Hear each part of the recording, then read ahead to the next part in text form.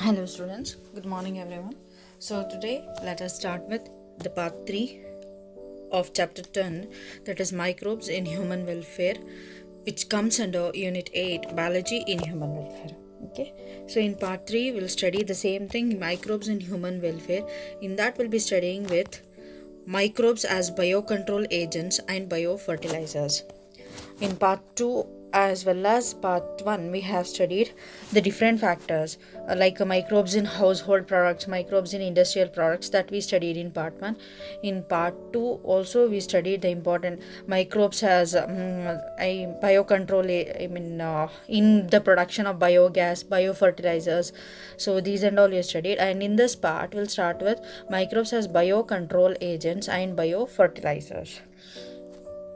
So what are the topics which we'll be covering today is, start with microbes in human welfare, then microbes as biocontrol agent and microbe as biofertilizer.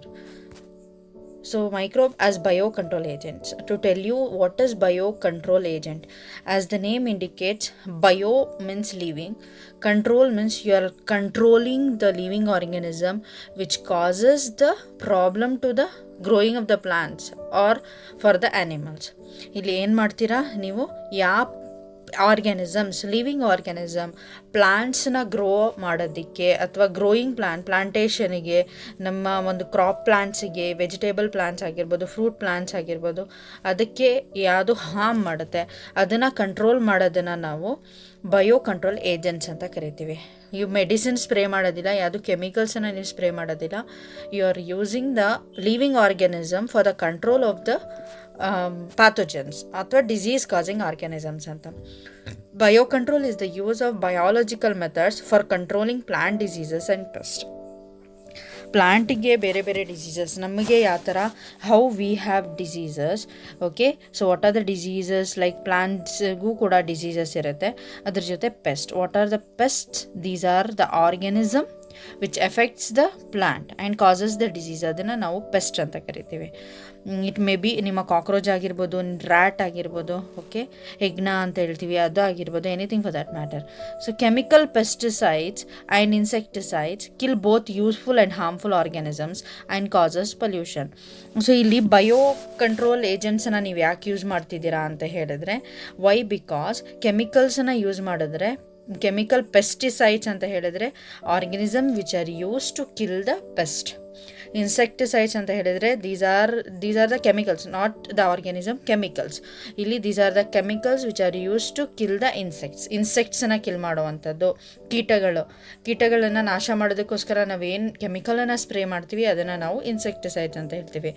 ಇದೇನಾಗುತ್ತೆ, ಯಾಕೆ ಇಲ್ಲಿ ನಾವು bio control ಏಜೆಂಟ್ಸ್ನ ಈ ಎರಡರ ಬದಲಾಗಿ ಇದನ್ನು ಯಾಕೆ use ಮಾಡ್ತಿದ್ದೀವಿ ಅಂತ ಹೇಳಬೇಕಾದ್ರೆ, ಕೆಮಿಕಲ್ ಪೆಸ್ಟಿಸೈಡ್ಸ್ ಮತ್ತು ಇನ್ಸೆಕ್ಟಿಸೈಡ್ಸ್ ಏನು ಮಾಡುತ್ತೆ, ನಮಗೆ ಬೇಕಾಗಿರುವಂಥ ಯೂಸ್ಫುಲ್ ಪ್ಲಾಂಟ್ಸೂ ಕೂಡ ಹಾರ್ಮ್ಫುಲ್ ಆರ್ಗ್ಯಾನಿಸಮ್ ಜೊತೆ ಕಿಲ್ ಮಾಡಿಬಿಡುತ್ತೆ. Are you getting? ಕೆಲವೊಂದು ಇನ್ಸೆಕ್ಟ್ಸು ಸಾಯಿಲಲ್ಲಿ ತುಂಬ ನ್ಯೂಟ್ರಿಯೆಂಟ್ಸ್ ಇರಬೇಕಾಗತ್ತೆ. ಓಕೆ, ಸೊ ಫಲವತ್ತಾದ ಇದಿರಬೇಕು, ಮಣ್ಣು ಏನಿರಬೇಕು ಫಲವತ್ತಾದಿರಬೇಕು. ಸೊ ಯಾಕಂದರೆ ಅದು ಪ್ಲಾಂಟ್ಸನ್ನ ಗ್ರೋ ಮಾಡೋದಕ್ಕೆ ಹೆಲ್ಪ್ ಮಾಡುತ್ತೆ.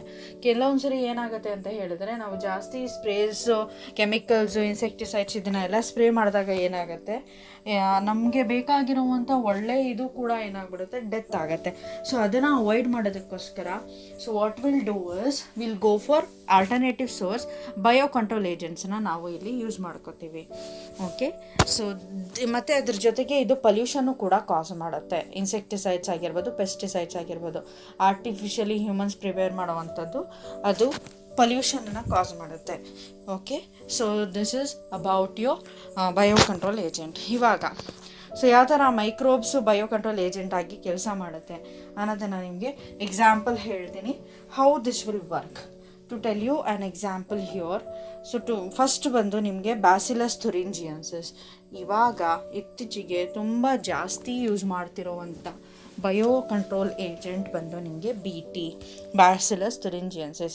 ನೀವು ಕೇಳಿರ್ಬೋದು, BT ಕಾಟನ್, BT ಬ್ರಿಂಜಲ್ ಅಂತ ಎಲ್ಲ ಕರೀತಾರಲ್ವ. So that is your Bacillus thuringiensis. ಇದು ಒಂದು bacteria.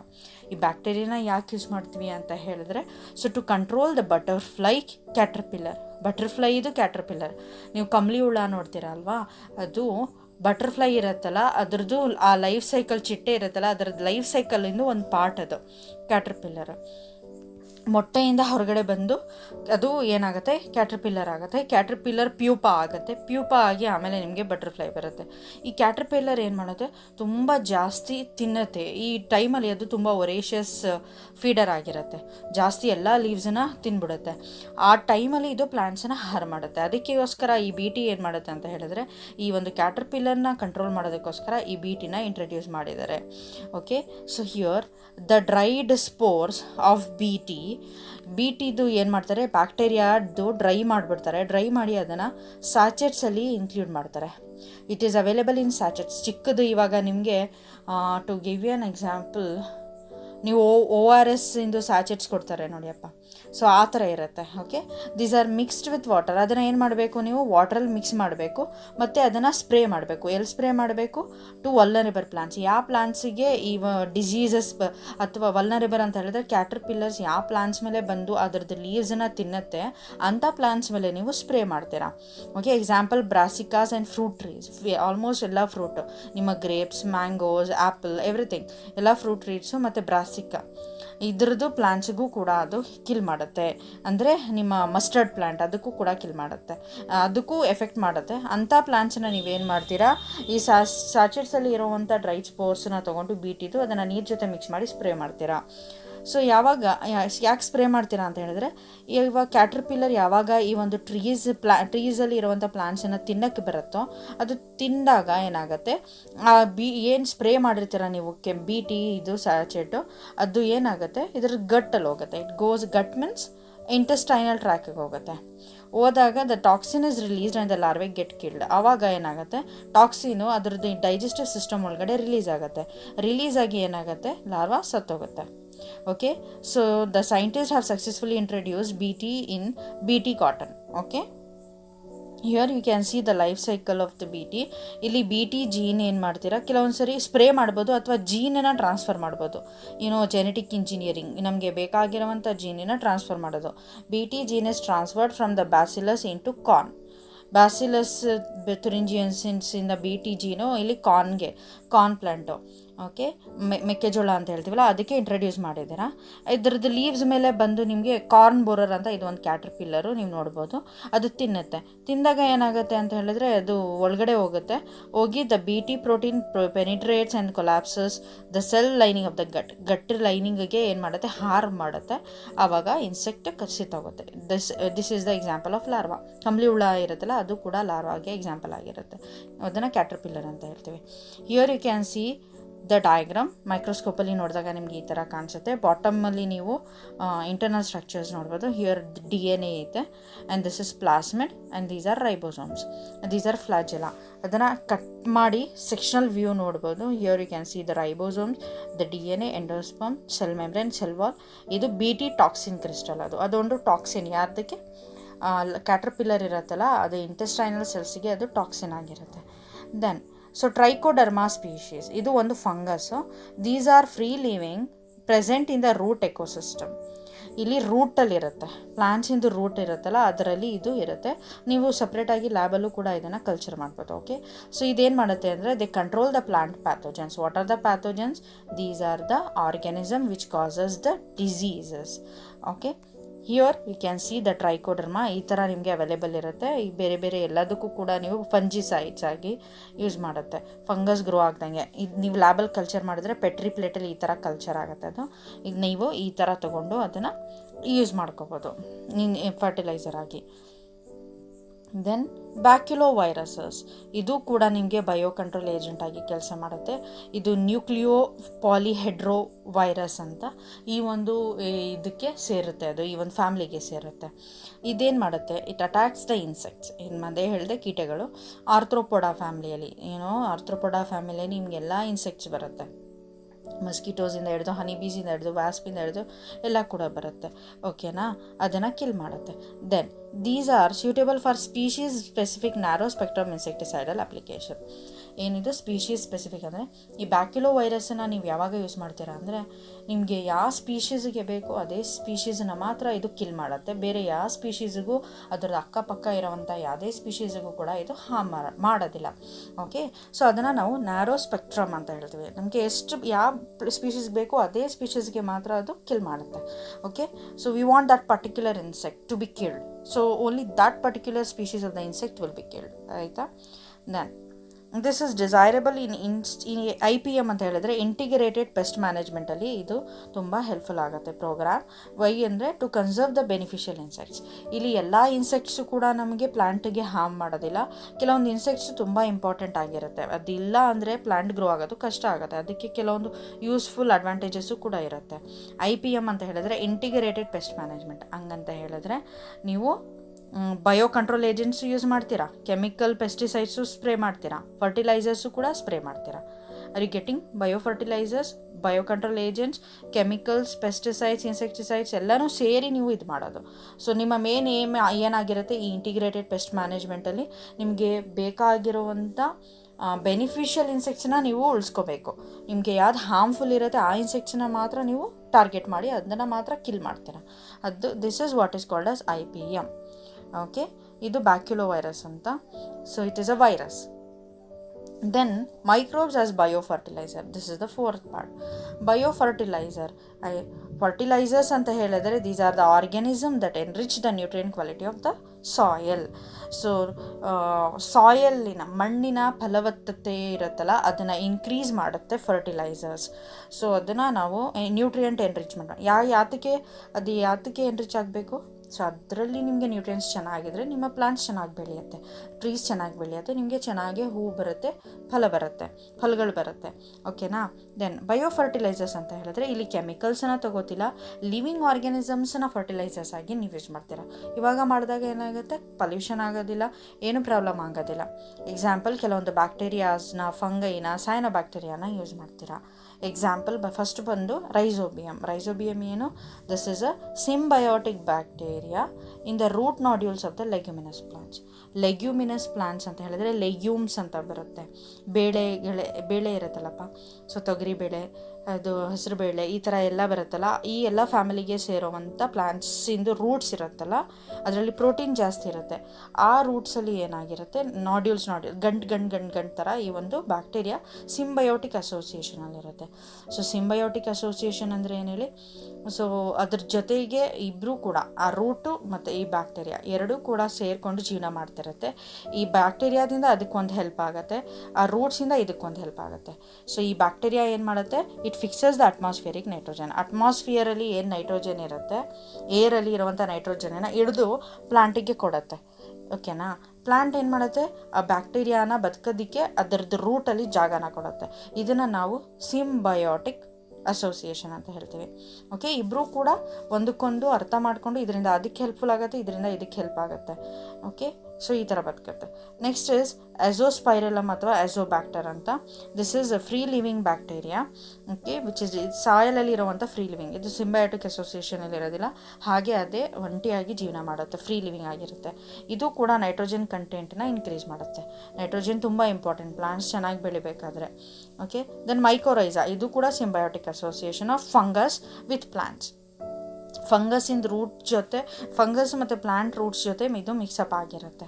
Okay, then the fungus gets food from the ಯಾವ ಥರ ಸಿಂಬಯೋಟಿಕ್ ಅಸೋಸಿಯೇಷನ್ ಅಂತ ಹೇಳಿದ್ರೆ, ಎಕ್ಸಾಂಪಲ್ ಇಲ್ಲಿ ಗ್ಲೋಮಸ್ ಅನ್ನುವಂಥ ಜೀನಸಲ್ಲಿ ಬರುವಂಥ ಫಂಗಸ್ಸು ಈ ಮೈಕೋರೈಸಾನ ಡೆವಲಪ್ ಮಾಡ್ಕೊಳ್ಳುತ್ತೆ.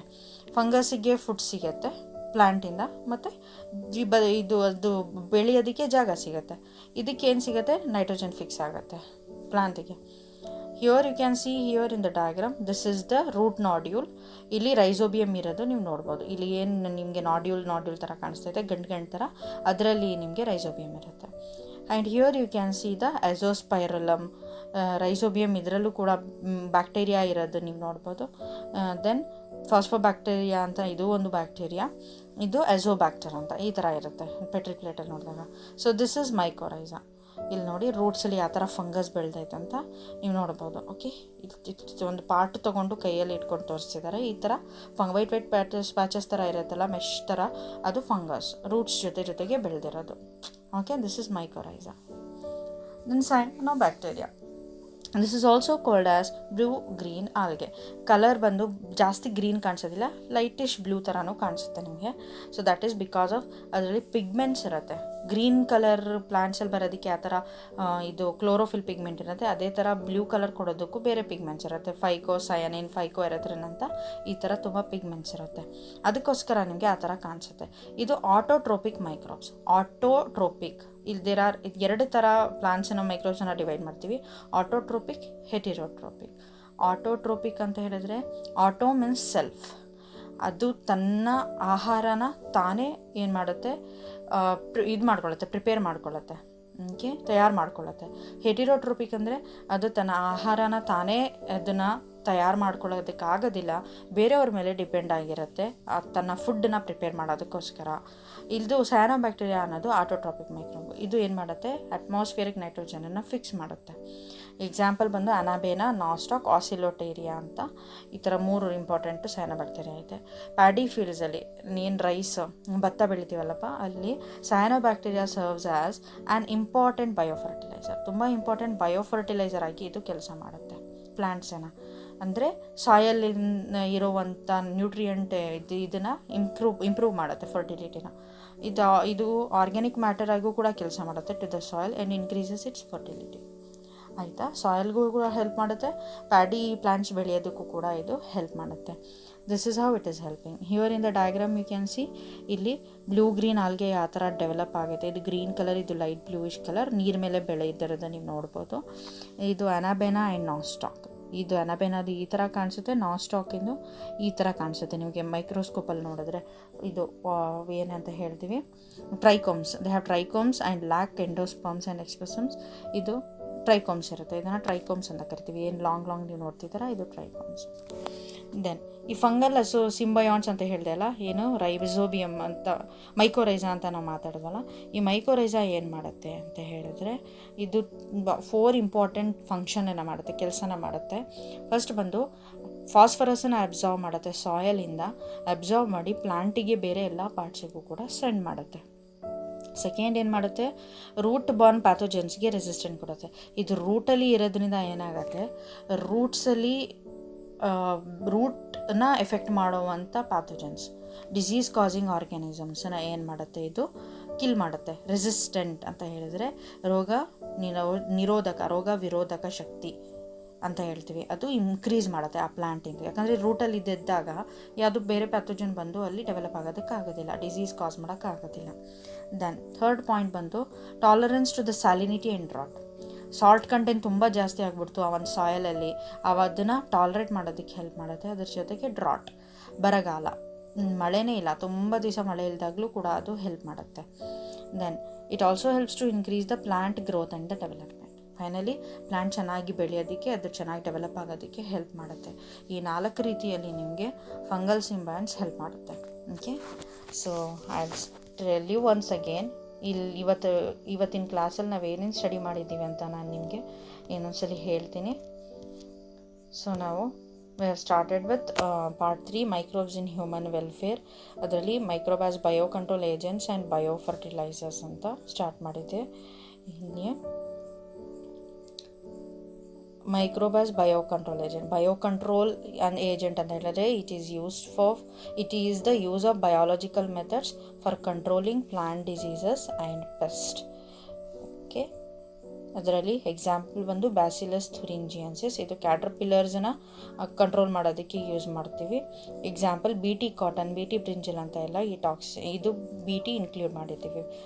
ಇದು ಯಾವ ಥರ ನಿಮಗೆ ಕ್ಯಾಟರ್ಪಿಲ್ಲರ್ ಕಿಲ್ ಆಗುತ್ತೆ ಅನ್ನೋದು ಇಲ್ಲೊಂದು ಡಯಾಗ್ರಾಮಲ್ಲಿ ನಾನು ತೋರಿಸ್ತೀನಿ. And this is the internal structure of the bacillus thuringiensis. Then trichoderma species ಅಂತ ಹೇಳಿದ್ರೆ it is a fungus, okay, which is present in the root ecosystem and ಇದು ಪ್ಲಾಂಟ್ ಪ್ಯಾಥೋಜನ್ಸ್ಗೆ ಕಂಟ್ರೋಲ್ ಮಾಡುತ್ತೆ. ಇದು ನೀವು ನೋಡ್ಬೋದು, ಈ ಥರ ನಿಮಗೆ ಪ್ರಾಡಕ್ಟ್ ಸಿಗುತ್ತೆ. ಇದು ಸ್ಪ್ರೇ ಮಾಡೋದು ಅಥವಾ ಹಾಗೆ ನೀವು ಪುಡಿ ಯಾವ ಥರ ನೀವು ಒಂದು ಪೌಡ್ರ್ ಸ್ಪ್ರೇ ಮಾಡ್ತೀರಾ ಆ ಥರ ಹಾಕ್ಬೋದು. ಇದು ಕಲ್ಚರ್ ಮಾಡಿದ್ರೆ ಈ ಥರ ಇರುತ್ತೆ. ಡೆವಲಪ್ ಆಗಿರೋದು ತೆಗೆದು ನೋಡಿದ್ರೆ ಈ ಥರ ಫಂಗಲ್ ಇದು ಏನಂತ ಹೇಳ್ತೀವಿ, ಟ್ರೈಕೋಮ್ಸು ಅಥವಾ ಫಂಗಸ್ಸಿಂದು ಈ ಥರ ಇರುತ್ತೆ ಗ್ರೋ ಆಗಿರುವಂಥದ್ದು. ಆಮೇಲೆ ಬ್ಯಾಕ್ಯುಲೋ ವೈರಸ್ ಅಂತ, ಇದು ನ್ಯೂಕ್ಲಿಯೋ ಪಾಲಿಹೈಡ್ರೋವೈರಸ್ಗೆ ಸೇರುತ್ತೆ, ಜೀನಸ್ಸಿಗೆ. ಇದು ಕೂಡ ಇನ್ಸೆಕ್ಟ್ಸ್ ಮತ್ತು ಆರ್ಥ್ರೋಪೋಡಾನ ಕಿಲ್ ಮಾಡೋದಕ್ಕೆ ಯೂಸ್ ಮಾಡ್ತೀವಿ. ಇದು IPM ಅಲ್ಲಿ ತುಂಬ ಇಂಪಾರ್ಟೆಂಟ್ ಆಗುತ್ತೆ. ನಾನು ಹೇಳಿದೆ ಇದು ಇಂಟಿಗ್ರೇಟೆಡ್ ಪೆಸ್ಟ್ ಮ್ಯಾನೇಜ್ಮೆಂಟ್ ಅಂತ ಹೇಳಿದ್ರೆ ನೀವು ಒಂದೇ ಥರ ಯೂಸ್ ಮಾಡೋದಿಲ್ಲ. ಬಯೋಫರ್ಟಿಲೈಸರ್ಸ್ ಯೂಸ್ ಮಾಡ್ತೀರಾ, ಬಯೋ ಕಂಟ್ರೋಲ್ ಏಜೆಂಟ್ಸ್ ಯೂಸ್ ಮಾಡ್ತೀರಾ, ಕೆಮಿಕಲ್ಸ್ ಯೂಸ್ ಮಾಡ್ತೀರಾ, ಓಕೆ, ಪೆಸ್ಟಿಸೈಡ್ಸ್, ಇನ್ಸೆಕ್ಟಿಸೈಡ್ಸ್ ಎಲ್ಲನೂ ಕೂಡ ಸೇರಿಸಿ ನೀವು ಇನ್ಕ್ಲೂಡ್ ಮಾಡೋದು. ಮತ್ತು ನಿಮ್ಮ ಮೇನ್ ಏಮ್ ಏನಾಗಿರುತ್ತೆ IPM ಅಲ್ಲಿ ಅಂತ ಹೇಳಿದ್ರೆ ಬೆನಿಫಿಷಿಯಲ್ ಇನ್ಸೆಕ್ಟ್ಸನ್ನ ನೀವು ಕನ್ಸರ್ವ್ ಮಾಡ್ಕೋಬೇಕು. ಯಾವುದು ಹಾರ್ಮ್ಫುಲ್ ಇರುತ್ತೆ ಅದನ್ನು ಮಾತ್ರ ಕಿಲ್ ಮಾಡಬೇಕು. Then microbes as biofertilizer. Biofertilizers are the organisms that enrich the nutrient quality of the soil. Rhizobium, this is a symbiotic bacteria. Then Azospirillum and Azobacter, these are free living bacteria. Mycorrhiza, it is symbiotic association of fungi with roots. Here you can see the rhizobium ಈ ಥರ ಇರುತ್ತೆ. ಇಲ್ಲಿ ಬೇರೆ ಬೇರೆ ಬ್ಯಾಕ್ಟೀರಿಯಾನ ಲ್ಯಾಬಲ್ಲಿ culture ಮಾಡಿ Petri ಪ್ಲೇಟ್ಸಲ್ಲಿ ಯಾವ ಥರ ಅದ್ರದ್ದು ಕಾಲನೀಸ್ ಯಾವ ಥರ ಡೆವಲಪ್ ಆಗುತ್ತೆ ಅಂತ ಇಲ್ಲಿ ತೋರಿಸಿದ್ದೀನಿ. Then this is mycorrhiza, okay. Cyanobacteria, blue green algae, ಇದು ಆಟೋಟ್ರೋಪಿಕ್ ಮೈಕ್ರೋಬ್ ಆಗಿರುತ್ತೆ. Example anabaena, nostoc and oscillatoria. You can see the diagram, ಇದು ಯಾವ ಥರ ಕಾಣಿಸುತ್ತೆ ಅಂತ. And this is the microscopic view of nostoc and anabaena. Then fungal symbiont ಯಾತಕ್ಕೆ help ಮಾಡುತ್ತೆ ಅಂದರೆ ಫಾಸ್ಫರಸನ್ನು ಅಬ್ಸಾರ್ಬ್ ಮಾಡಿ ಪ್ಲಾಂಟಿಗೆ ಬೇರೆ ಕಡೆ ಸೆಂಡ್ ಮಾಡುತ್ತೆ. Then resistant to root borne pathogens and tolerance to salinity and drought. Then it also helps to increase the plant growth and the development. So this is about today's class. So thank you everyone.